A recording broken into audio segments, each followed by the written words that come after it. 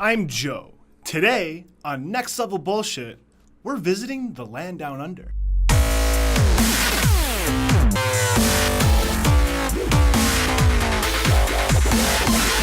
I always knew there were some golden nuggets of prime bullshit in Australian politics. But it wasn't until I started digging into Tony Abbott's latest comments that I discovered a bullshit smorgasbord. Earlier this week, Tony Abbott, the Prime Minister of Australia for our US viewers, while opening a coal mine in Queensland, said, "Coal is good for humanity." Claiming to be a conservationist, he also added this bit of eco-knowledge to the narrative. Coal is vital for the future energy needs of the world. So let's have no demonization of coal. And being the sensible conservationist that he is, he abolished the country's mining and carbon taxes. Way to go, Tony! I'm sure Greenpeace is preparing a special place for your award plaque. This coming on the heels of China imposing a tariff on coal to address pollution in its cities. Tony, the conservationist, was disappointed by that. He said that he would prefer that the tariff hadn't happened. It makes sense that Tony would need to open a coal mine, and quickly. After all, his government has scaled back investment in renewable energy. So much so that Australia, with a GDP of 1.6 trillion, is spending less than Algeria, with a GDP of 210 billion, Uruguay, with a GDP of 56 billion, and Myanmar, with a GDP of 52 billion. Where the fuck is Myanmar? Oh, right, it used to be Burma. After all, coal is the ultimate renewable energy. It's compact, it burns hot, it's easy to transport, fits nicely on a shovel. It just takes 300 million years to renew. Perhaps Tony is part of the new conservationist movement. You know, the one that enjoys a nice increase in temperatures from a warmer Earth. We see lots of them around. Because a typical coal power plant is proven to have a really nice impact on that global warming. In just 1 year, it spews all these helpful items into the atmosphere. 3.7 million tons of carbon dioxide, the principal cause of climate change. 10,000 tons of sulfur dioxide, causes lung damage and acid rain. 19,000 tons of nitrogen oxides, increases susceptibility to respiratory illnesses. 700 tons of carbon monoxide. It's bad for people overall. 170 pounds of mercury. You know, the stuff that causes brain damage from really, really small doses. And you don't even need to burn coal to help warm things up. Just mining coal helps too. Recently, NASA discovered a 2,500 square mile cloud of methane gas. It's hovering over the Four Corners region of the US. Research scientist Christian Frankenberg of NASA's Jet Propulsion Laboratory said it was so huge and unexpected, they thought it might be an instrument error at first. They traced the cause to an extensive coal mining operation in the San Juan Basin. Eric Court, a professor of atmospheric, oceanic, and space sciences at the University of Michigan in Ann Arbor, called it the most active coal bed methane production area in the country. So clearly, Tony is in the camp who's getting out the sunscreen to enjoy Earth's new warmer temperatures. Because Tony likes coal.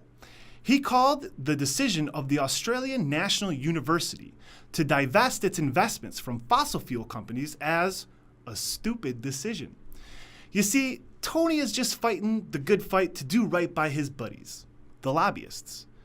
In 2011 alone, the combined money spent on lobbying by the Australian Coal Association, the Minerals Council of Australia, the New South Wales Minerals Council, and the Queensland Resources Council exceeded $64 million to press the case for coal.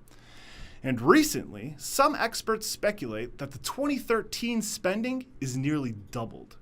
In fact, the Minerals Council of Australia is spending big bucks to counter environmental boycotting.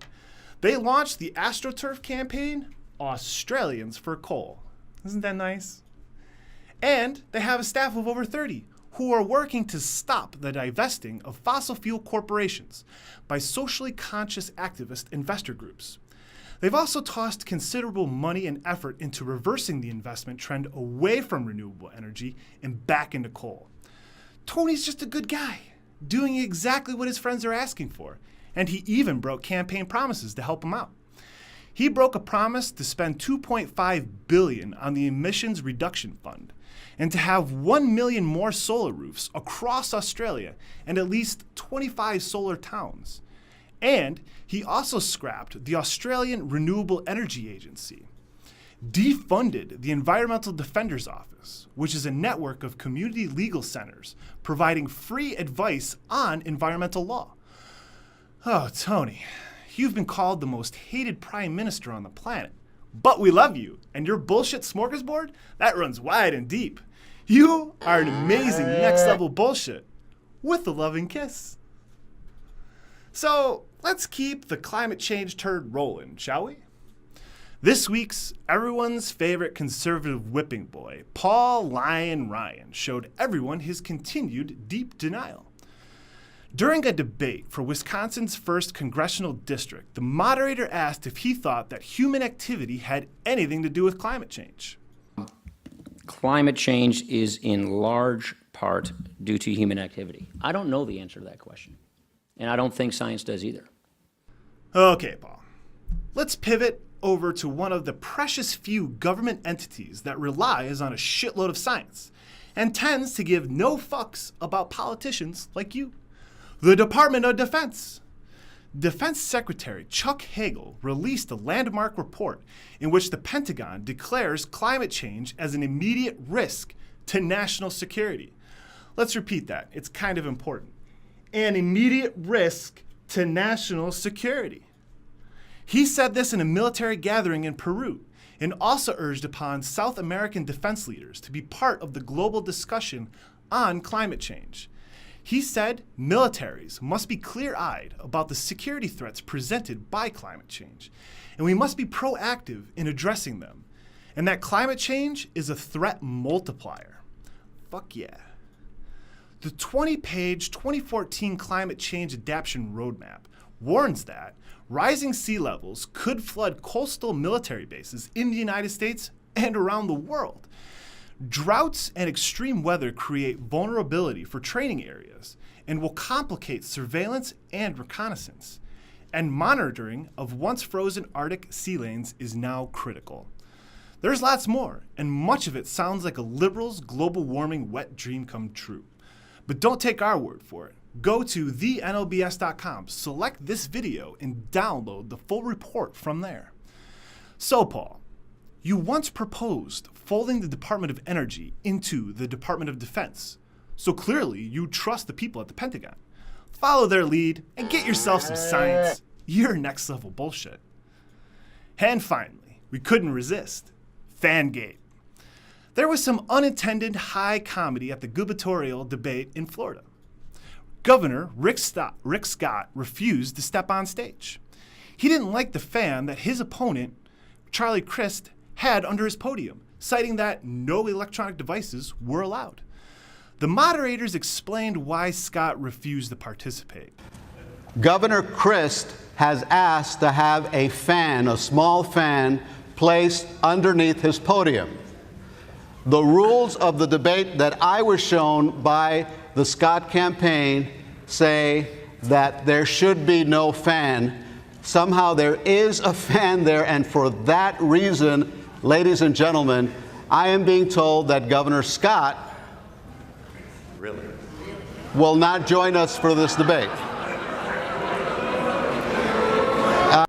The crowd wasn't buying his bullshit. So he finally came out and offered this explanation. And Governor Scott, why the delay in coming out over a fan? Well, I waited until we figured out if he was going to show up. He said he wasn't going to come to the.